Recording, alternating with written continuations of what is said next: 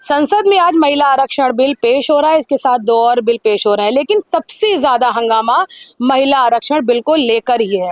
अलग अलग पार्टियों के अपने मत है। हमारे साथ समाजवादी पार्टी की तेज तर्राक नेता पूजा जी मौजूद है। पूजा, ये बताइए कि जो बिल आज ये पेश हो रहा है, समाजवादी पार्टी, हालांकि अखिलेश यादव तो कह चुके हैं कि इसमें पूरा झोल झाल है, वो कहीं दूसरी तरफ से सरकार इसको पेश करना चाहती है, लेकिन मंशा कुछ और है। क्या लगता है आपको? देखिए, जो महिला आरक्षण बिल आ रहा है और भारतीय जनता पार्टी की मंशा ही नहीं साफ है।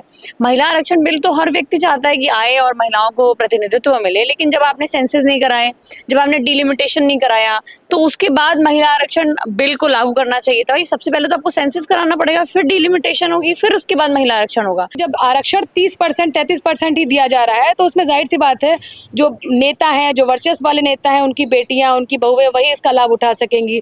तो कुछ बैलेंस नहीं नजर आ रहा है इसमें। देखिए, मैं तो ना किसी नेता की बहू हूँ, ना बेटी हूँ, ना किसी ऐसे बड़े परिवार से आती हूँ। मैं तो आम परिवार से आई हूँ और मुझे मौका मिला। तो ऐसा नहीं है, संघर्ष करने वाले लोगों को मौका मिलेगा। ये बात सच है कि अभी जो महिलाएं निकल करके आ रही हैं, उसमें आम परिवार की महिलाएं निकल करके कम आ रही हैं। लेकिन जब महिला आरक्षण आएगा, तो जिस तरह से पंचायत इलेक्शन में आप देखिए बहुत सारी महिलाएं निकल करके आती हैं, रिप्रेजेंटेशन मिलता है, या हम ही लोग संघर्ष करते हैं, तो कहीं ना कहीं पार्टी को मौका देना पड़ता है। तो अगर महिला, आम परिवार की महिलाएं निकल करके आएंगी, तो 100% उनको मौका मिलेगा। लेकिन वोट परसेंटेज तो आपकी पार्टी का भी कम है। सबसे ज्यादा तो बीजेपी ने ही महिलाओं को टिकट दिया, आपकी पार्टी तीसरे नंबर पर है। नहीं, लेकिन अगर आप देखिए तो सदन के अंदर जो चुन के जाने वाली महिलाएं हैं, उसमें हमारी पार्टी नंबर 1 है।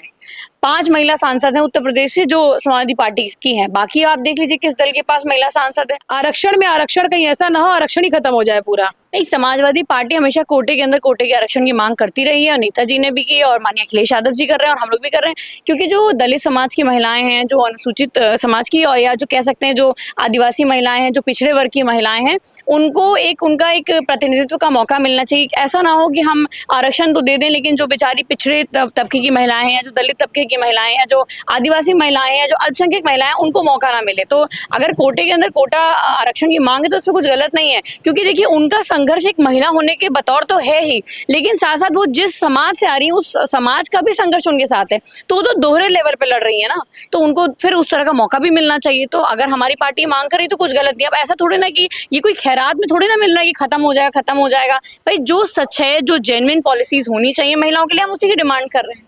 चलिए, हमसे बात करने का बहुत धन्यवाद। तो पूजा जी थी, और जिनका आरक्षण को लेकर अपना स्पष्ट मत है और सब कुछ ठीक है, ऑल इज वेल, उन्होंने कहा है। कैमरा पर्सन उमेश के साथ श्रुति गुप्ता, दहोला।